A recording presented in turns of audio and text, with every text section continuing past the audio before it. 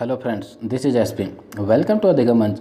We are present here with another new session, Maths Pedagogy CTET Special.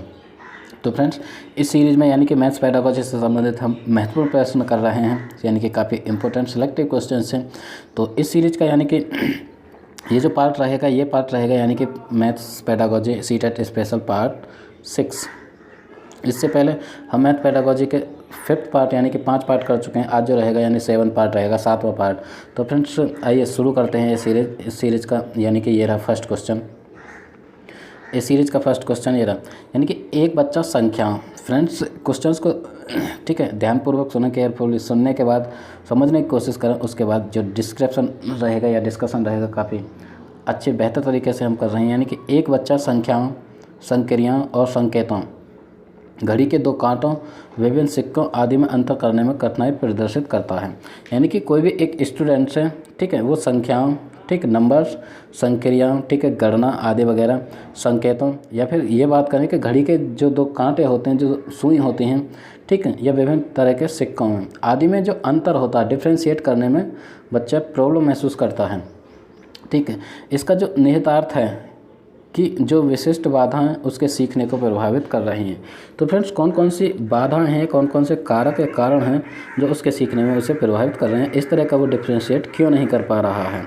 तो friends यहाँ पे option की तरफ चलेंगे। ऑप्शन के थ्रू हम बेहतर तरीके से क्वेश्चन को समझेंगे और उसके आंसर खोजने की कोशिश करेंगे। तो फ्रेंड्स यहाँ पे क्वेश्चन नंबर फर्स्ट का जो ऑप्शन रहेगा, ए क्या कहता है, यानी कि कमज़ोर गतिक कौशल, पढ़ना और लिखना कौशल। यानी कि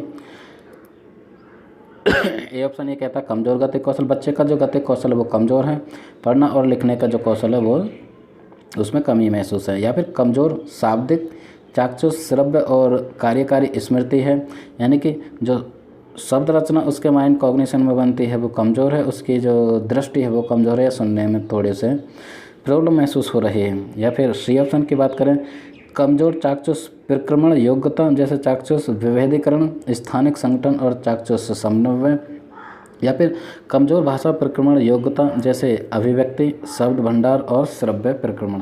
तो फ्रेंड्स यहाँ पे हम देखेंगे कि बच्चा डिफ्रेंशिएट नहीं कर पा रहा दो चीज़ों में, यानी कि चाहे वो घड़ी की दोनों सुइयाँ हों या डिफरेंट टाइप के सिक्के हो या संख्या हों, तो उसमें किस तरह की यानी कि कारण हो सकता है, बच्चे के किस तरह की प्रॉब्लम हो सकती है। तो यहाँ पे हम देख पा रहे हैं कि सी ऑप्शन बिल्कुल करेक्ट होता है, यानी कि कमज़ोर चाक्षुष परिक्रमण योग्यता। जो बच्चे की देखने की जो क्षमता है वो थोड़ी सी कमज़ोर है, जैसे चाक्षुष विभेदीकरण, वो बच्चा विभेदीकरण, स्थानिक संगठन, यानी कि प्लेस वैल्यू की जब भी हम बात करते हैं वो स्थानीय संगठन सुनिश्चित नहीं कर पा रहा, ठीक है, इस तरह की बाधा वो महसूस कर रहा है। तो यहाँ पर सी ऑप्शन बिल्कुल करेक्ट होता है। और हम बात करें चाक्षुष समन्वय, यानी कि बच्चा देखने में एक यानी कि बैलेंस नहीं बैठा पा रहा, इसलिए तो यहाँ पे फ्रेंड्स क्वेश्चन नंबर फर्स्ट का सी ऑप्शन बिल्कुल करेक्ट रहेगा। यदि हम ए की बात करें, गतिक कौशल की बात करें, तो ये भी हट जाता है, यानी कि ए ऑप्शन हट जाता है, बी हट जाता है। और यहाँ पे कमज़ोर भाषा परिक्रमण, तो फ्रेंड्स यहाँ पे भाषा का कोई संबंध नहीं है, उसका कॉग्निशन का संबंध है। तो यहाँ पे क्वेश्चन नंबर फर्स्ट का ऑप्शन नंबर सी बिल्कुल करेक्ट होता है। ठीक है, अब हम चलते हैं नेक्स्ट क्वेश्चन नंबर 2। ये रहा क्वेश्चन नंबर 2 इस सीरीज़ का क्वेश्चन नंबर 2। राष्ट्रीय पाठ्यचर्या की रूपरेखा, यानी कि एनसीएफ 2005 अधिगम रचनावादी उपागम पर बल देती है। यानी कि अधिगम रचनावादी, यानी कि जब भी हम बात करते हैं रचनावादी उपागम पर बल देती है एनसीएफ 2005, क्योंकि वह स्पेस केंद्रित है। क्योंकि जो संरचनावादी उपागम या रचनावादी उपागम किस चीज़ पर केंद्रित है, ठीक है,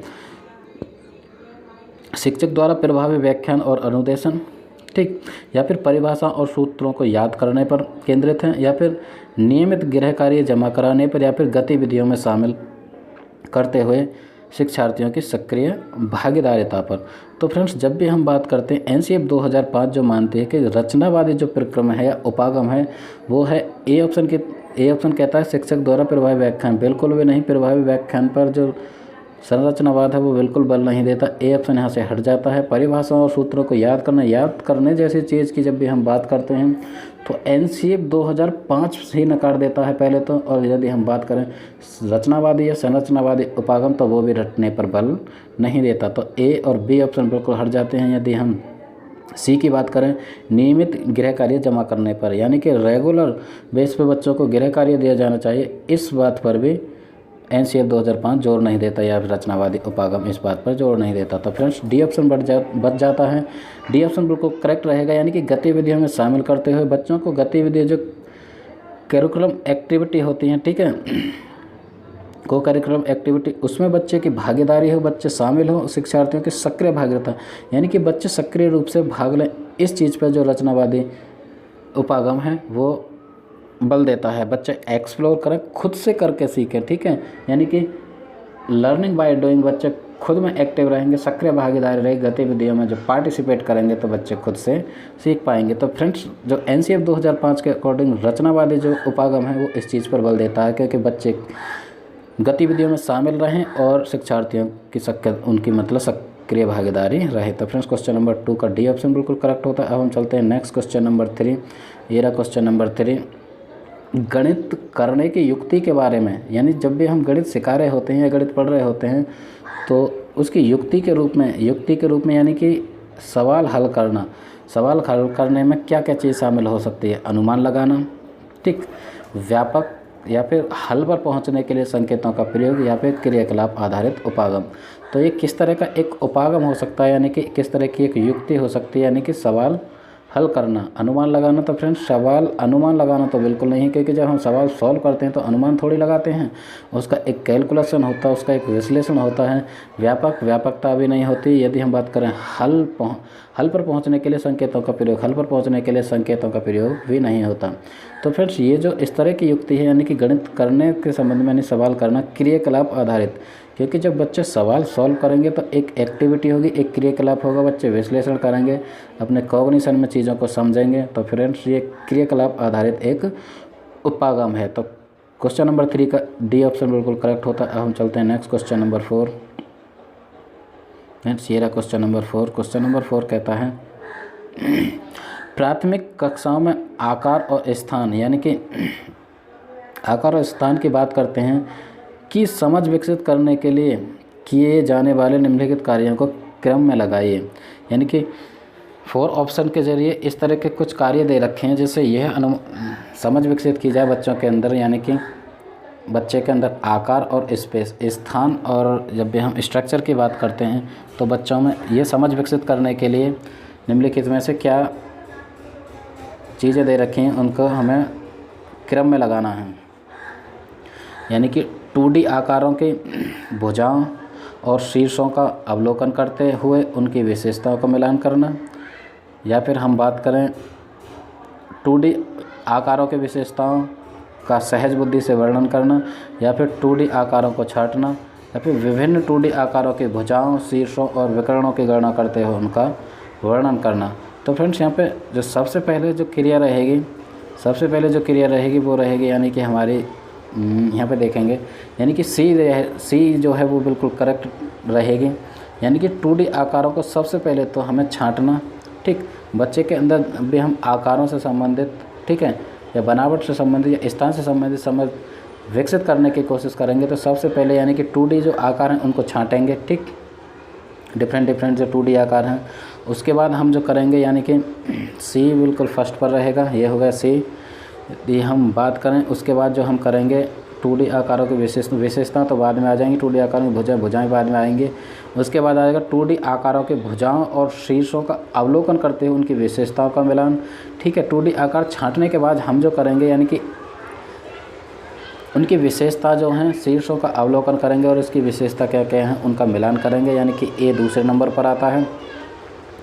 यदि अब हम बात करते हैं, यानी कि आकारों की विशेषताओं का सहज बुद्धि से वर्णन करना, नहीं, उनकी विशेषताओं का वर्णन तो बाद में रहेगा।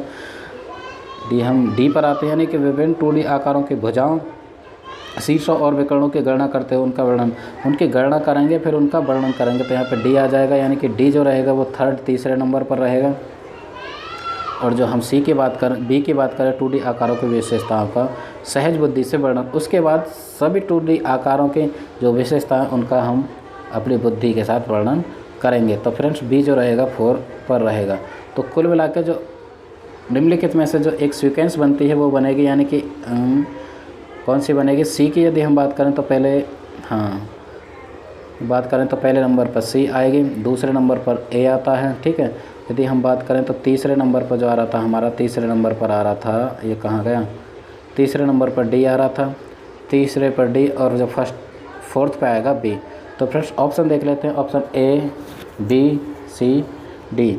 तो फ्रेंड्स यानी कि C A D B option A में करेक्ट होता है। तो फ्रेंड्स यानी कि बच्चों के अंदर, स्टूडेंट्स के अंदर आकार और स्पेस की समझ विकसित करेंगे तो इस तरह से हम यानी कि 2D जो आकार हैं उनको इस तरह से व्यवस्थित करेंगे। तो फ्रेंड्स यहाँ पे क्वेश्चन नंबर, ये था कौन सा, क्वेश्चन नंबर 4। क्वेश्चन नंबर 4 का ऑप्शन बिल्कुल करेक्ट होता है, यानी कि ए बिल्कुल करेक्ट होता है। अब हम चलते हैं नेक्स्ट क्वेश्चन नंबर 5। ये रहा क्वेश्चन नंबर 5। गणित में निदानात्मक परीक्षण का उद्देश्य है। फ्रेंड्स जब भी हम गणित की बात करते हैं, गणित में जो निदानात्मक परीक्षण है उसका एक उद्देश्य क्या है, सत्रांत परीक्षा के लिए प्रश्न पत्र की योजना बनाना। सत्र के अंत में, ठीक है, हम प्रश्न पत्र की योजना बनाते हैं, वो निदानात्मक परीक्षण का एक उद्देश्य है। या फिर बच्चों की समझ में निहित रिक्तियों को जानना होता है, बच्चे कौन कौन सी रिक्ति कर रहे हैं, रिक्ति मतलब बच्चे के सीखने में कौन कौन सी कमियां रह रही हैं उनको जानना, या फिर अभिभावकों को फीडबैक देना, या फिर प्रगति पत्र भरना। तो फ्रेंड्स प्रगति पत्र भरना भी नहीं रहेगा और अभिभावकों को फीडबैक देना भी नहीं रहेगा। जब भी हम निदानात्मक परीक्षण की बात करते हैं, उपचारात्मक परीक्षण की बात करते हैं, तो बिल्कुल बी ऑप्शन है, बिल्कुल करेक्ट जाएगा, क्योंकि रिक्तियों की, बच्चों के अंदर सीखने में क्या कमी रह रही है उनका निराकरण किस तरह से करना है वो आगे की प्लानिंग होती है। लेकिन निदानात्मक परीक्षण में सबसे पहले हम चीज़ों को, उनकी रिक्तियों, उनकी कमियों को ढूंढने की कोशिश करते हैं, उसके बाद उसमें हम निदान करने की, उपचार करने की कोशिश करते हैं। तो क्वेश्चन नंबर 5 का जो आंसर है बी बिल्कुल करेक्ट रहेगा। अब हम चलते हैं नेक्स्ट क्वेश्चन नंबर 6। ये रहा क्वेश्चन नंबर 6। जब राजन के सामने शाब्दिक समस्याएं आती हैं, मतलब राजन नाम का कोई स्टूडेंट है, उसके सामने शाब्दिक यानी कि वर्ड प्रॉब्लम्स आती हैं, तो वह प्राय प्रश्न पूछता है, मैं जमा करूं या घटाना, यानी कि मैं कोई जोड़ का जो प्रोसेस है उसे करूं या सब्ट्रैक्शन करूं, या मैं गुणा करूं या मल्टीप्लिकेशन करूं, या फिर डिवाइडेशन यानी कि गुणा करूं या भाग करूं, इस तरह के प्रश्न बताते हैं। तो इस तरह के जो प्रश्न हैं वो किस ओर संकेत करते हैं। राजन जोड़ और गुणा नहीं कर सकता, वो इस तरह इस चीज़ को प्रदर्शित करते हैं कि राजन गुणा और जोड़ नहीं कर सकता, ठीक है, वो असमर्थ है। या फिर राजन कक्षा में बाधा डालने के लिए अवसर खोजता है, या फिर राजन को भाषा समझने में कठिनाई है, या फिर राजन संख्या संक्रिया को नहीं समझता। तो फ्रेंड्स यहाँ पे जो बात रहेगी यानी कि जोड़ और गुणा नहीं कर सकता, ऐसा बिल्कुल नहीं है, सिर्फ उसके माइंड में एक डाउट है, ठीक है, वो कर तो सकता है। या फिर हम बात कर राजन कक्षा में बाधा डालने के अवसर, बाधा डालने की यहाँ पे कोई बात नहीं हो रही, भाषा को समझने में कठिनाई हो रही, नहीं, भाषा तो वो समझ पा रहा है, क्योंकि गुणा भाग, ठीक है, इस चीज़ों को वो समझ रहा है, तो भाषा की कठिनाई नहीं हुई। डी ऑप्शन बिल्कुल करेक्ट रहेगा। राजन संख्या संक्रिया को नहीं जानता, जो संख्या संक्रिया उसकी समझ इस तरह से नहीं है कि कौन सी संख्या में हमें भाग करना है, कौन सी में जोड़ करना है, कौन सी में घटाना करना है, इस तरह से वो इसलिए ये प्रश्न पूछता है बार बार कि इन संख्याओं में कौन सी संख्या में गुणा करूं, कौन सी में जोड़ करूं, कौन सी में भाग करूं और कौन सी में घटाना। तो फ्रेंड्स क्वेश्चन नंबर 6 का डी ऑप्शन बिल्कुल करेक्ट होता है। अब हम चलते हैं नेक्स्ट क्वेश्चन नंबर 7। ये रहा क्वेश्चन नंबर 7। क्षेत्रफल की अवधारणा से परिचित कराने के लिए शिक्षक स्पेस से शुरुआत कर सकता है। यदि एक टीचर क्लास के अंदर जाता है और वो क्षेत्रफल यानी कि जो एरिया होता है उसकी एक कॉन्सेप्ट को पढ़ाना चाहता है, अवधारणा को बताना चाहता है स्टूडेंट्स को, तो उसे किस चीज़ से शुरुआत करनी चाहिए। भिन्न आकारों की आकृतियों का क्षेत्रफल ज्ञात करने के लिए सूत्र स्पष्ट कराना। सबसे पहले वो जाए क्लास के अंदर और सूत्र दे दे बच्चों को कि लो इन सूत्रों को याद करो, तब हम इसके बाद आपको क्षेत्रफल पढ़ाएंगे। तो फ्रेंड्स यानी कि याद करने जैसी चीज़ और सूत्र, सबसे पहले सूत्र देना ही, यानी कि ये ऑप्शन बिल्कुल हट जाएगा। ये हम बात करें हथेली, पत्ते, पेंसिल, नोटबुक आदि विभिन्न वस्तुओं की सहायता से किसी आकृति के क्षेत्रफल की तुलना करना, ठीक है। तो एक टीचर ये करे कि अपनी हथेली, पत्ते, पेंसिल, नोटबुक आदि जो विभिन्न वस्तुएं हैं उनकी सहायता से क्षेत्रफल की तुलना करें, यानी कि जो एरिया है सबसे पहले उसका एक कंपैरिजन करें, ठीक है, बच्चों को समझ विकसित करने की कोशिश करें। यहाँ पे सी ऑप्शन आयत की लंबाई और चौड़ाई का पता लगाना और आयत के क्षेत्रफल के सूत्र यानी कि लंबाई गुणा चौड़ाई का प्रयोग करते हुए क्षेत्रफल ज्ञात करें। यानी कि तुरंत जाए क्लास में और वो यानी कि जो सूत्र होता है क्षेत्रफल का लंबाई गुणा चौड़ाई उसको लगाए और क्षेत्रफल को सॉल्व कर दें, और बच्चों से कहे कि लो बेटा ये सूत्र होता है और आप इस तरह से क्षेत्रफल निकाल सकते हैं। या डी ऑप्शन रहेगा इकाई वर्ग गणन की सहायता से आकृतियों का क्षेत्रफल ज्ञात करना, यानी कि इकाई जो वर्ण गणन होता है उसकी सहायता से आकृतियों का क्षेत्रफल निकालना। तो फ्रेंड्स यहाँ पे ऑप्शन की व्याख्या के बाद हम देखते हैं कि यहाँ पे बी, सी या फिर डी कौन सा ऑप्शन बिल्कुल करेक्ट रहेगा। तो फ्रेंड्स यहाँ पे जो करेक्ट रहेगा यानी कि बी बिल्कुल करेक्ट रहेगा। टीचर जाए सबसे पहले जो एरिया यानी कि क्षेत्रफल की अवधारणा को समझाने के लिए उसकी तुलना करें। ये कहे कि बच्चे देखो हथेली है, हथेली किस तरह का आकार है, पत्ते हैं वो किस तरह का आकार है, पेंसिल है वो किस तरह का आकार है, नोटबुक है किस तरह का आकार है। तो बच्चे समझ पाएंगे कि जो नोटबुक है उसका जो आकार है यानी उसमें एक लंबाई है एक चौड़ाई है। तो फिर इस आधार पर बच्चे के अंदर थोड़ी बहुत समझ विकसित करेगी।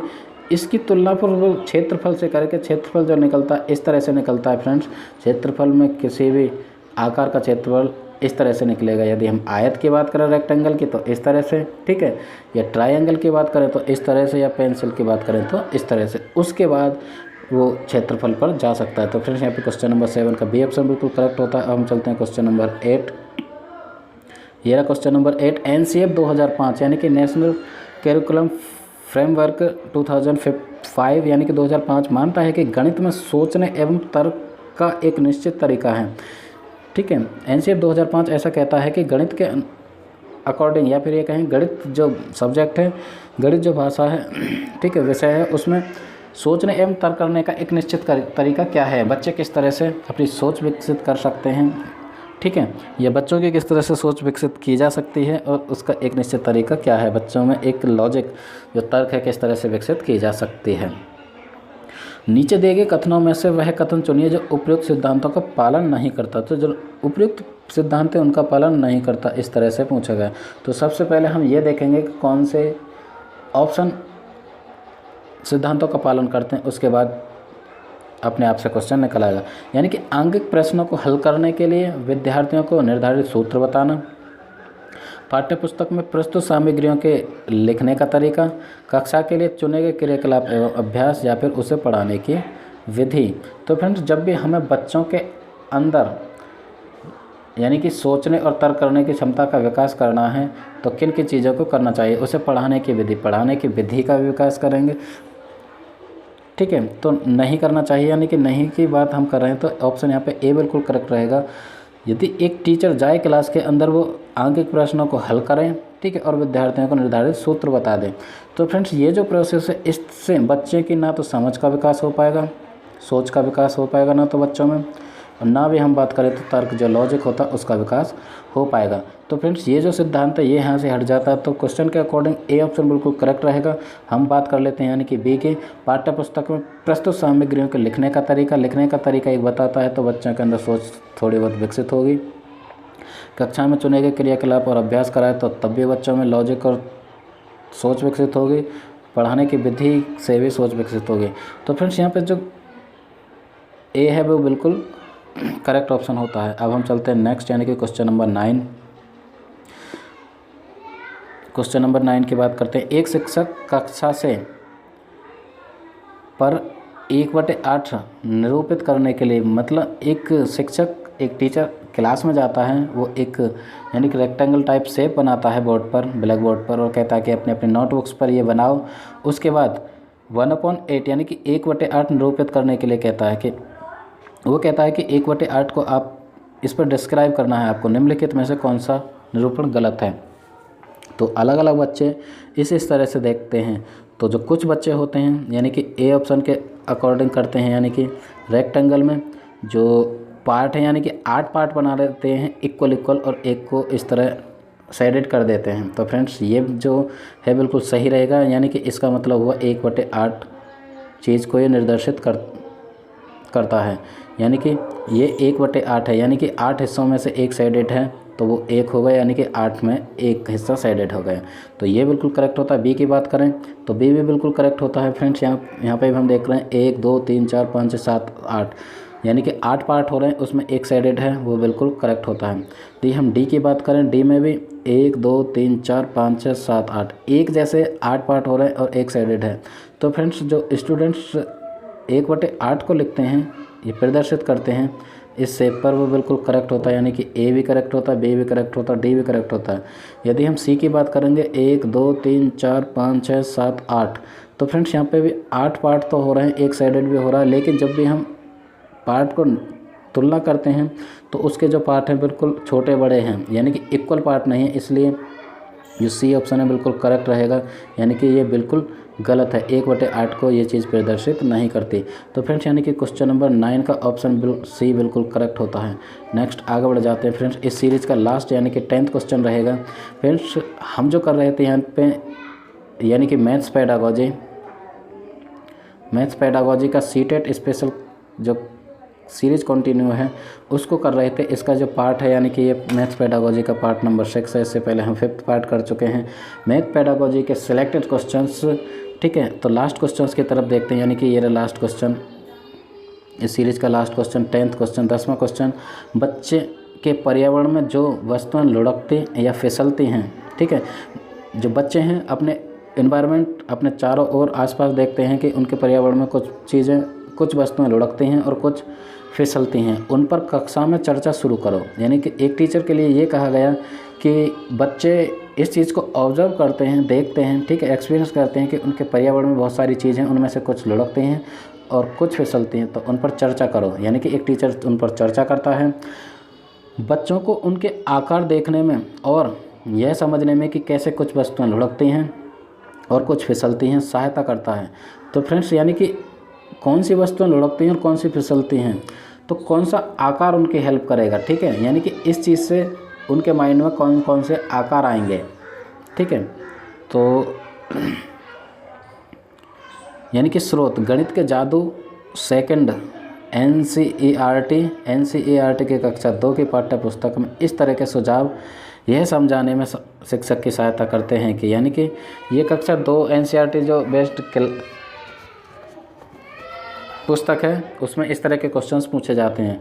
तो फ्रेंड्स ये शिक्षक की सहायता करते हैं, ये किस तरह से शिक्षक एक टीचर की सहायता करने की कोशिश करते हैं, यानी कि चर्चाएं बहुविध परिप्रेक्ष्यों को कक्षा में स्थान देते हैं, या फिर चर्चा करना गणित की कक्षा के लिए सर्वश्रेष्ठ युक्ति है, या फिर आसपास की चीज़ों के बारे में बच्चों का ध्यान आकर्षित करना शिक्षकों के लिए अनिवार्य है, या फिर डी ऑप्शन निदर्शन, यानी कि निदर्शन